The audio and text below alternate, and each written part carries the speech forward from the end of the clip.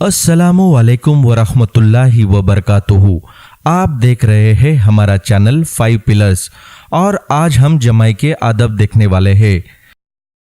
या अय्युहल्लज़ीना आमनू अतीउल्लाह व रसूलहू व ला तवल्लौ अन्हु व अंतुम तस्मऊन।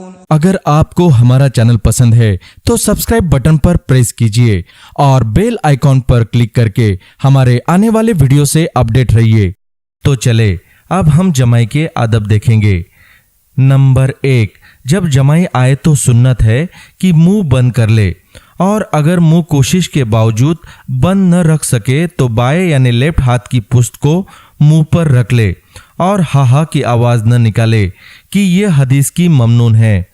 नंबर 2, जमाई अल्लाह को नापसंद है क्योंकि जमाई शैतान की जानिब से है जो इबादत में काहली व सुस्ती का सबब होता है और शैतान उससे खुश होता है।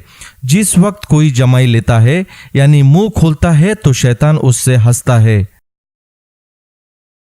अगर आप हमारे आने वाले लेटेस्ट वीडियो से अपडेट रहना चाहते हैं तो हमारे चैनल को सब्सक्राइब कीजिए।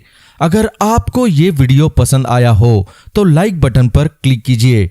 अगर आप नेकी कमाना चाहते हैं तो इस वीडियो को शेयर जरूर कीजिए।